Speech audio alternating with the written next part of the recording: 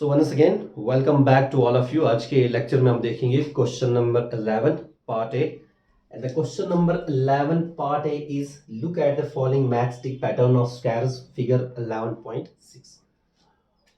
The squares are not separate, मतलब ये जो स्क्वायर्स हैं ये एक दूसरे से मिले हुए हैं।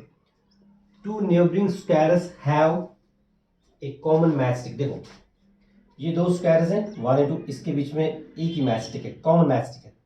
ये सेपरेट है, ये स्क्वायर इसके बीच में कॉमन मैचस्टिक, जिसकी वजह से इन स्क्वायर्स को यहाँ पे बोला कि this squares are not separate. ये अलग अलग नहीं है, साथ में एक ही मैचस्टिक की वजह से जुड़े हुए हैं। Observe the pattern and find the rule that gives the number of matchsticks. मतलब हमें नंबर ऑफ मैचस्टिक्स का रूल निकालना है, एन नंबर ऑफ मैचस्टिक्स का। तो इसको अंडरस्टैंड करने के लिए मेरी जो सोल्यूशन होगी वो इस तरीके से कुछ स्टार्ट होगी। देखो इसमें तो एक तो नंबर ऑफ स्क्वायर्स हमें दिए हैं, दूसरा उसमें कुछ मैचस्टिक्स लगाए हुए हैं, ठीक है। तो हम यहाँ पे लिखते हैं नंबर ऑफ स्क्वायर्स है, और दूसरा वाला हमारे पास number of matchsticks. Okay, so starting from the beginning, number of squares में वन जो स्क्वायर है उसमें नंबर ऑफ मैचस्टिक्स कितनी। देखो 1 स्क्वायर है, उसमें देखो 1 2 3 एंड 4, तो 1 स्क्वायर में 4 नंबर ऑफ मैचस्टिक्स, ठीक है। 1 स्क्वायर में 4 नंबर ऑफ मैचस्टिक्स है। उसी तरीके से ये 2 स्क्वायर हैं, इनमें कितनी नंबर ऑफ मैचस्टिक्स है, काउंट कर दो। इनमें है 7। How much? 7 number of matchsticks. ये एक दूसरे की सीध में लिखते हैं, ये इसके सीध में, ये इसके सीध में। तो 2 स्क्वायर्स में है 7 नंबर ऑफ मैचस्टिक्स। कैसे बताओ? देखो 1 2 3 4 5 6 एंड 7, क्लियर। उसके बाद 3 स्क्वायर्स हैं, 3 स्क्वायर्स हैं, इसमें कितनी नंबर ऑफ मैचस्टिक्स होंगी? इसमें होगी 10।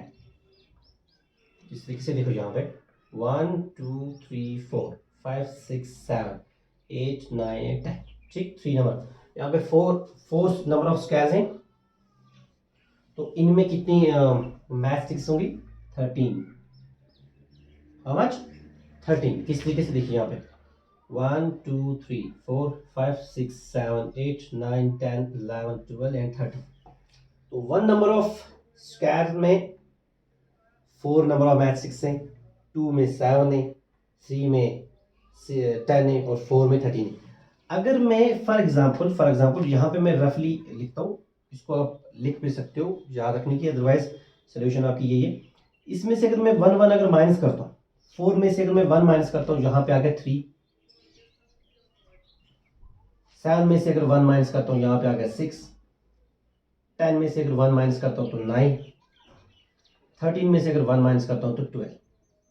तो कहीं ना कहीं मुझे क्या दिख रहा है, 3 1 और 3 3 2 और 6 3 3 और 9 3 4 और 12। ये 3 का टेबल इसमें चल रहा है, इसमें नहीं, इसमें दूसरा वाला पैटर्न है। यहाँ पे 3 का पैटर्न, ये टेबल आ रहा है। मतलब यहाँ पे पैटर्न क्या चल रहा है वो आप देखिए, 3 इंटू 1 इक्वल टू 3। यहाँ पे क्या आ गया, 3 इंटू 2 इक्वल टू 6। यहाँ से देखिए 3 इंटू 3 इक्वल टू 9। ये बात होगा 3 इंटू 4 इक्वल टू 2। इसमें एक ऐड करना पड़ेगा, 3 प्लस 1 4, 6 प्लस 1 7, 9 प्लस 1 10, 12 प्लस 1 13। तो होता क्या है कि कुछ इस तरीके से आइए, प्लस 1 प्लस 1 प्लस 1 प्लस 1। जब हम इसको प्लस 1 करेंगे तो यहाँ पे क्या बन जाएगा, यहाँ पे आ जाएगा 4, यहाँ पे आ जाएगा 7, यहाँ पे आ जाएगा 10, यहाँ पे आ जाएगा 13। तो ये मैंने आपको समझाने के लिए बताया। देखिए कैसे, 3 इंटू 1 3 प्लस 1 हो गया 4, 3 इंटू 2 6, 6 प्लस 1 हो गया 7, 3 3 और 9, 9 प्लस 1 ये वाला, ठीक है। This is not F actually, this is equal to separate है यहाँ पे 3 3 और 9, 9 प्लस 1 10, 3 4 और 12, 12 प्लस 1 13। तो ये अगर यहाँ पे क्वेश्चन बता रहे हैं कि find the rule that is number of matchsticks, तो नंबर ऑफ मैचस्टिक्स से हम क्या लिखेंगे, एन। क्या लिखेंगे, एन।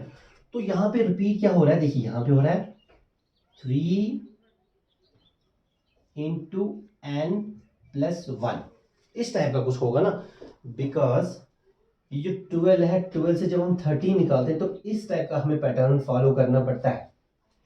तो यहाँ तक तो इस टाइप का हमें पैटर्न फॉलो करना था।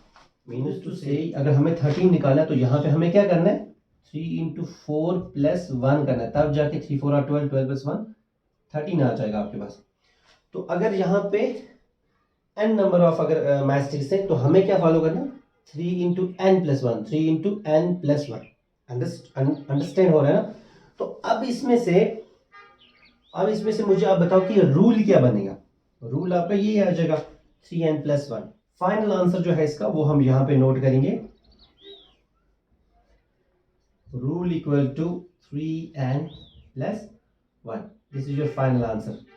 बट आप क्या करना, मुझे यहाँ पे स्पेस नहीं थी, इसके नीचे आप इसको लिख लेना, इस वाले रूल को। तो ये समझ आ गया। अगर हम इसमें से माइनस करेंगे तो ये 3 का टेबल रिपीट हो रहा था। बट जब मैंने 3 का टेबल देखा, 3 के टेबल में हम ऐसा क्या करते थे जिसकी वजह से 4 बनता था, तो जब हम उसके ऐड करते थे 1 1 1 तो बाकी सारा 3 का टेबल लिया, जब हम उसके ऐड करते थे 1 1 1 तब जाके वो 4 बनता था, 7 बनता था, 10 बनता था, 13 बन जाता था। तो इस तरीके से इसका पैटर्न फॉलो हुआ है। तो this was all about the A part. अब हम इसमें देखेंगे बी पार्ट, और उस बी पार्ट से आपकी कंफ्यूजन और ज्यादा इसमें क्लियर हो जाएगी। Now coming to B part. B part is question number 11। B part is figure 11.7। ये जो फिगर यहाँ पे दिया है, gives a number of matchstick pattern of triangles. इसमें जो है मैचस्टिक से हमें क्या बनी, ट्रायंगल्स बनी। एज इन एक्सरसाइज 11 है, जो इससे पहले जो हम क्वेश्चन किया, क्वेश्चन नंबर 11 उसका पार्ट ए जो हमने किया था अबू, जो इससे पहले किया था, उसी तरीके से हमें find the general rule that gives the number of matchsticks in terms of the number of triangles. तो हमें ट्रायंगल्स की शेप में हमें देखना है इसमें मैचस्टिक्स जो है इसमें कितनी लगी, उसके लिए हमें क्या लिखना है, रूल लिखना है, जैसे हमने वहां पे स्क्वायर्स के लिए लिखा था। तो यहाँ पे सॉल्यूशन में हम क्या लिखेंगे, वहां पे हमने लिखा था नंबर ऑफ स्क्वायर्स और नंबर ऑफ मैचस्टिक्स। यहाँ पे हम लिखेंगे नंबर ऑफ ट्रायंगल्स और number of matchsticks. Okay, so one triangle में, ट्रायंगल हमारे पास 1, उसमें नंबर ऑफ मैचस्टिक्स कितनी, 3। तो उसके बाद बी पार्ट इसमें है 2 ट्रायंगल्स है 1 एंड 2, इसमें नंबर ऑफ मैचस्टिक्स कितनी, 5। तो यहाँ पे 1 2 3 4 एंड 5। उसी तरीके से यहाँ पे कितनी ट्रायंगल्स है, 3। तो इसमें मैचस्टिक्स कितनी है, 7। 1 2 3 4 5 6 एंड ये वाली 7। Then we have 4 triangles. तो 4 ट्रायंगल्स में नंबर ऑफ मैचस्टिक्स कितनी होंगी, 9। Let's count 1 2 3 4 5 6 7 8 and 9। क्लियर। तो 9। अब है कि इसमें हम रूल क्या लिखें, हमें असल में हमें क्या ढूंढना, number of matchsticks. Number of, उसके लिए हमने हमने ढूंढना है, एन नंबर ऑफ मैचस्टिक्स। मतलब इसमें अगर हम आगे के बढ़ाते जाए 5 6 7 8 9 इतनी सारी ट्रायंगल्स में कितने नंबर ऑफ, तो नंबर ऑफ मैचस्टिक्स मतलब इनफाइनाइट, बहुत ज़्यादा नंबर ऑफ मैचस्टिक्स में हमें देखना है इसमें रूल कौन सा लगेगा। तो रूल की अगर बात करें, अगर इसमें से अगर आप माइनस करते हो 1 तो ये बन जाएगा यहाँ पे आपके पास 2, 3 बन जाएगा 2, 5 बन जाएगा 4, माइनस 1 करना, 7 बन जाएगा 6 एंड 9 बन जाएगा 8। तो अगर मैं आपको बता दूं ये 2 का टेबल जा रहा है, 2 इंटू 1 इक्वल टू 2, राइट। यहां से 2 into 2 equal to 4, 2 into 3 equal to 6, then 2 into 4 equal to 8। ऐसे जा रहा है ये वाला टेबल, ये वाला।